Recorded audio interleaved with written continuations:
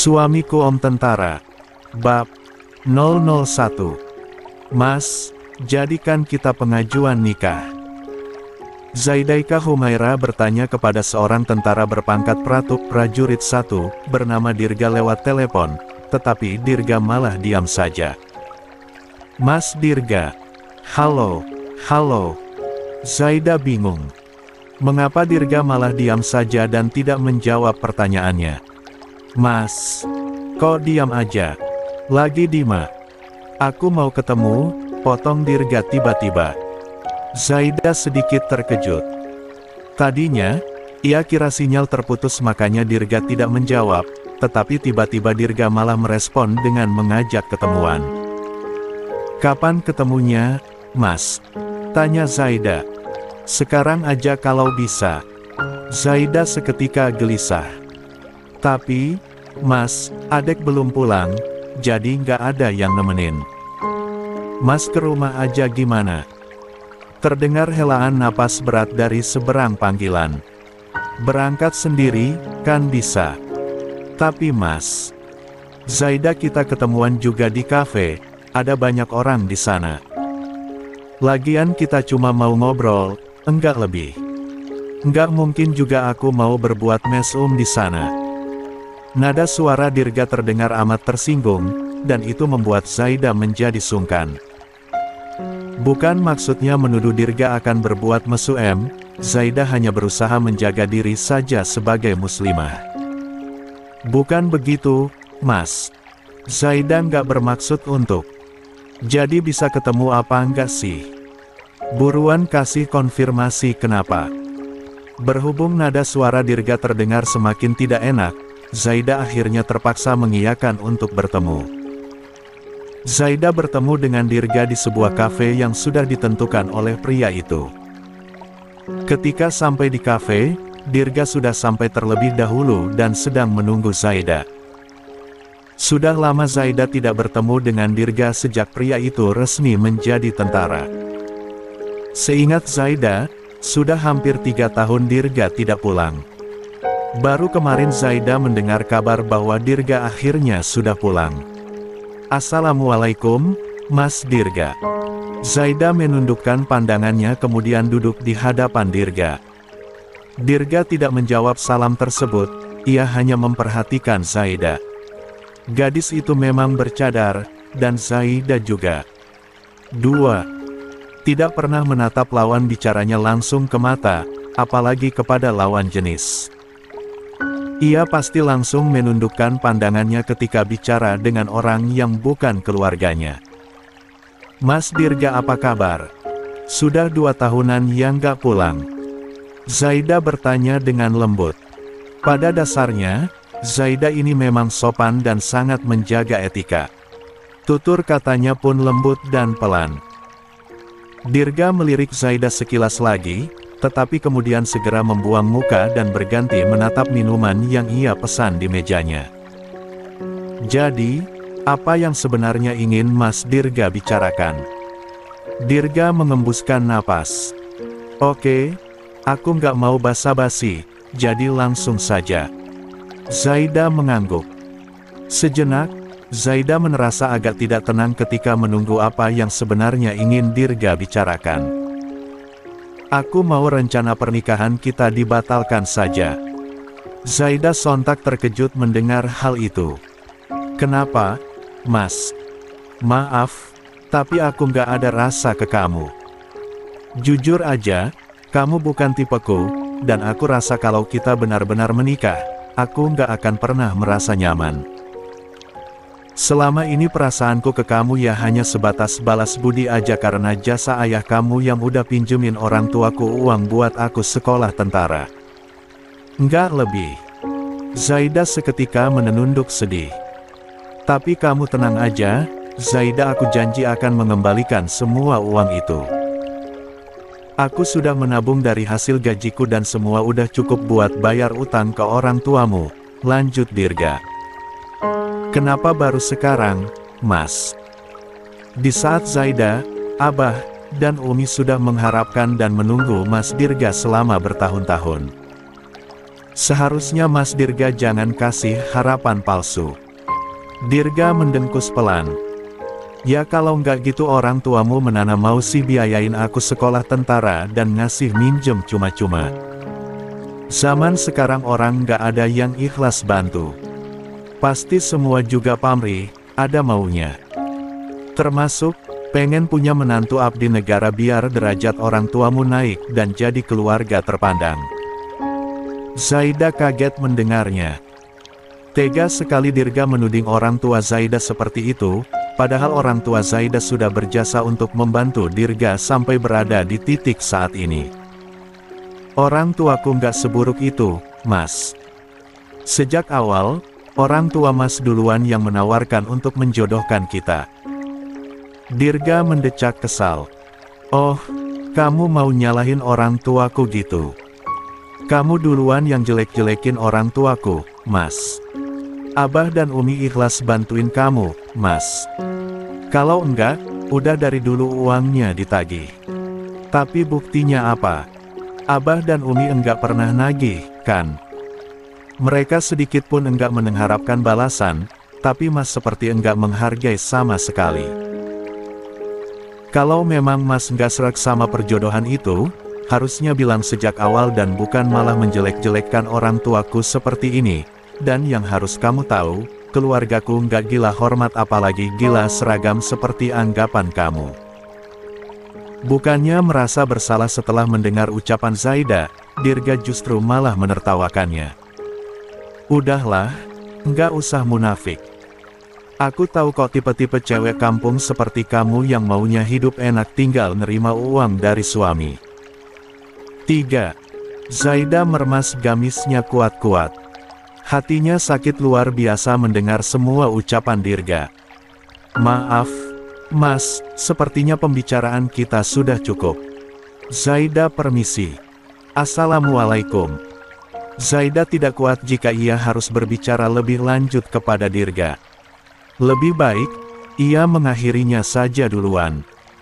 Selepas bertemu Dirga, Zaida langsung pulang dan menangis di dalam taksi yang ia tumpangi. Sungguh, ia benar-benar tidak menyangka jika Dirga sudah berubah sejauh ini. Atau mungkin Dirga sebenarnya memang seperti itu sejak awal hanya saja Zaida tidak tahu. Entahlah. Yang jelas, perkataan Dirga benar-benar sudah melukai hati Zaida.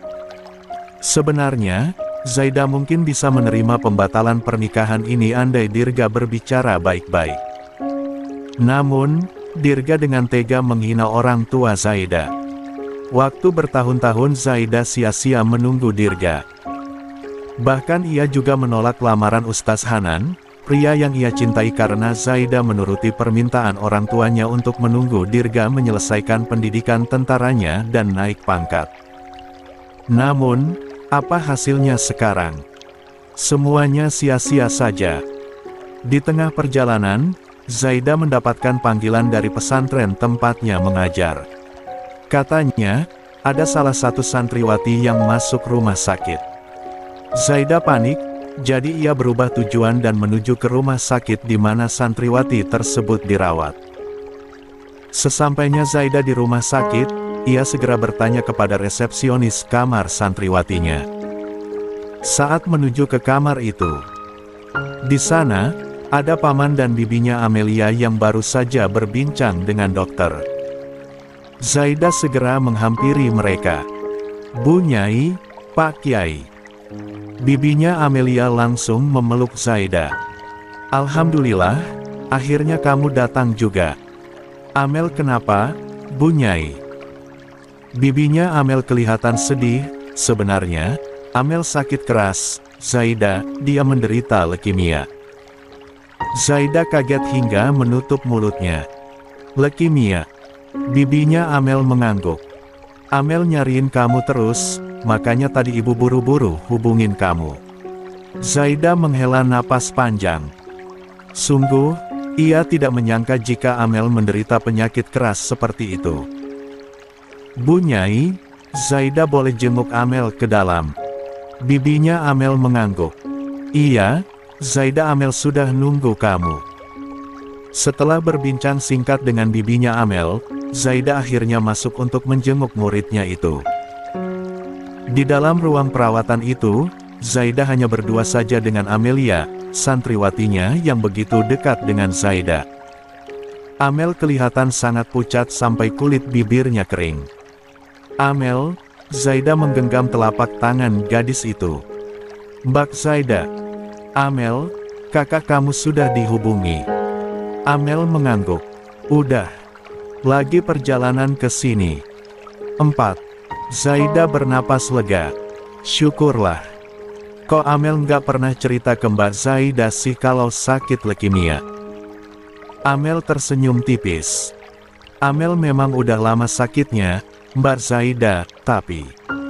Zaida mengernyit. "Tapi apa, Amel? Kakak kamu udah tahu."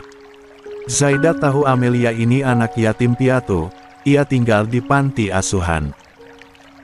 Panti asuhan tersebut adalah milik om dan bibinya Amelia, jadi mereka berdualah yang selama ini membantu mengurus Amelia. "Sebenarnya, abang nggak tahu kalau Amel sakit leukemia, Mbak Zaida." Zaida kaget. "Apa? Ya Allah Amel, kamu jangan begitu dong. Abang kamu berhak tahu soal ini." Amel tersenyum tipis. "Amel cuma nggak mau kalau nanti abang jadi kepikiran, Mbak Zaida. Tapi dia harus tahu, Amel. Dia abang kamu sendiri loh. Bayangkan sesedih apa nanti abang kamu kalau dia tahunya justru dari orang lain." Amel malah menatap Zaida lekat-lekat dan mengusap telapak tangan Zaida. "Mbak Zaida, Amel boleh minta sesuatu nggak?" Zaida mengangguk. "Iya boleh. Mau apa? Kalau Mbak bisa memenuhi, Mbak akan langsung penuhi." Amel tersenyum mendengarnya. "Mbak Zaida, Amel pengen punya kakak perempuan seperti Mbak Zaida. Lalu, Mbak Zaida sudah anggap kamu seperti adik sendiri kok." Amel tahu, tapi Amel ingin Mbak Zaida benar-benar jadi keluarga Amel. "Bok Zaida, mau ya nikah sama abangnya Amel?" Zaida sontak membelalak kaget. "Hah? 5. Zaida tertawa hambar, seolah berusaha mencairkan suasana. Ia tidak mengira jika Amel akan memintanya menikah dengan abangnya. Ini terlalu mengejutkan untuk Zaida. "Amel aneh-aneh aja deh. Tanpa Mbak menikah sama abang kamu, Mbak selalu anggap Amel sebagai adik Mbak sendiri kok." Amel meraih telapak tangan Zaida. "Tapi beda, Mbak. Amel benar-benar pengen Mbak Zaida sungguhan jadi kakaknya Amel. Tolong ya Mbak. Amel, kamu nggak usah mikirin itu dulu ya. Sekarang lebih baik kamu fokus ke kesehatan kamu dulu." "Mbak Zaida," Amel serius. "Anggap aja ini sebagai permintaan terakhir Amel." "Hus, nggak boleh ngomong gitu ah. Amel pasti sehat kok." Amel tersenyum tipis. Melihat raut wajahnya, Zaida sadar bahwa Amel seakan sudah pasrah dengan apapun takdir yang akan ia terima karena penyakit ini. Melihat hal itu, Zaida jadi tidak tega melihatnya. "Mbak Zaida, Amel udah besar, udah paham kok ke depannya Amel bakal kayak gimana. Amel juga udah paham soal penyakit ini, makanya Amel bilang gitu. Bukan karena Amel pesimis, tapi karena Amel berusaha realistis aja. Maka dari itulah, Amel berharap Mbak Zaida mau menikah sama abangnya Amel." "Mbak, abangnya Amel itu udah kerja kok, udah bisa menafkahi, jadi Mbak Zaida nggak usah khawatir. Abangnya Amel tentara loh Mbak." Zaida semakin kaget ketika mendengar kalimat terakhir Amel. "Tentara? Mengapa kebetulan sekali?" Baru saja Zaida dihina-hina oleh Dirga yang juga seorang tentara, dan sekarang tiba-tiba santriwatinya meminta Zaida untuk menikah dengan abangnya yang seorang tentara juga. Zaida menghela napas panjang.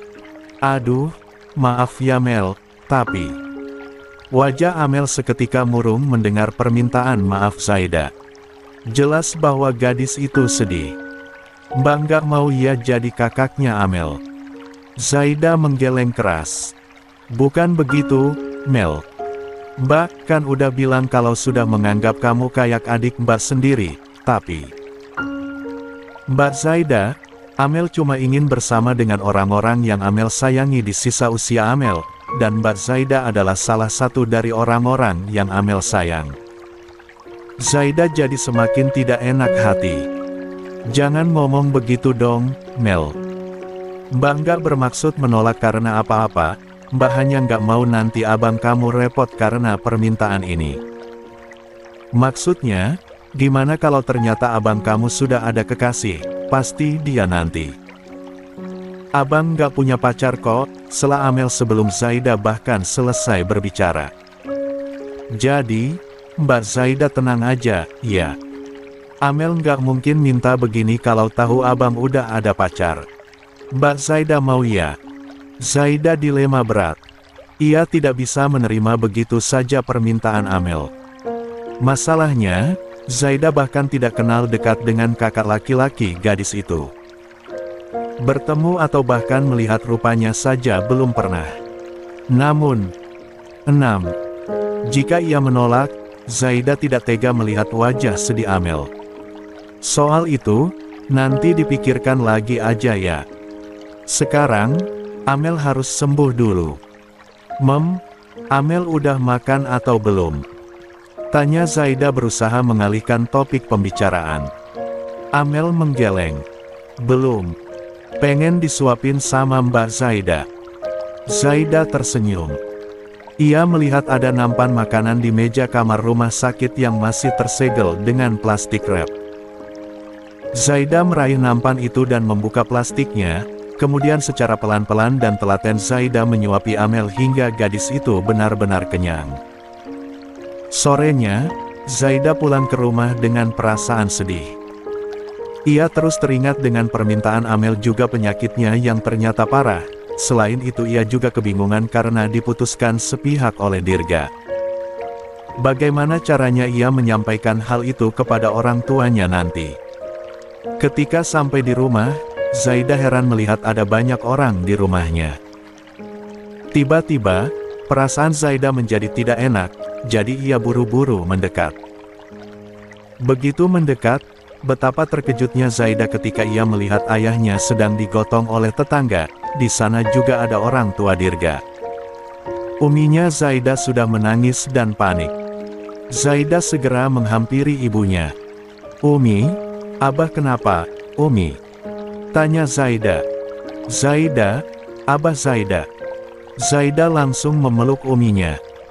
Ia sendiri juga panik karena tidak tahu apa yang terjadi, tetapi masih berusaha untuk tetap tenang. "Ada apa sebenarnya, Umi? Kenapa Abah sampai pingsan? Sakit jantungnya Abah kambuh, nak." "Astagfirullah." Belum juga selesai kesedihan Zaida, sekarang malah ditambah dengan penyakit jantung abahnya yang kambuh. Berhubung suasana sedang tidak kondusif, Zaida menahan diri dulu untuk bertanya lebih lanjut. Ia yang baru saja pulang dari rumah sakit menjenguk Amel harus berangkat ke rumah sakit lagi bersama uminya karena penyakit abahnya kumat. Ketika di rumah sakit, ayahnya langsung ditangani oleh dokter. Sementara itu, Zaida dan uminya menunggu di luar dengan perasaan gelisah. Umi tidak bisa berhenti menangis dan terus berdoa karena takut suaminya kenapa-kenapa. Saat menunggu penanganan ayahnya, Zaida akhirnya memberanikan diri bertanya kepada uminya. "Umi, sebenarnya ada apa ini? Kenapa Abah sampai seperti itu?" tanya Zaida. "Tadi orang tuanya Dirga datang sama Dirganya juga, Zaida, mereka nyariin kamu." Dek. Jantung Zaida rasanya berdebar lebih kencang. Jika mereka datang ke rumah, Zaida berasumsi ini pasti berkaitan dengan pembatalan perjodohan Dirga dengan Zaida. 7. Lalu, tanya Zaida. "Mereka datang dan tiba-tiba bilang katanya mau membatalkan perjodohan kamu sama Dirga." Awalnya Abah shock. Abah nggak terima karena ini tiba-tiba banget. Abah nanya apa alasannya, apa salah Zaida sampai tiba-tiba dibatalkan gitu. Terus, orang tuanya Dirga minta maaf sama Abah dan Umi. Tapi, di situ Dirga nggak terima orang tuanya merendahkan diri di depan Abah dan Umi. Kata Dirga, orang tuanya nggak perlu minta maaf karena Dirga akan membayar utang orang tuanya.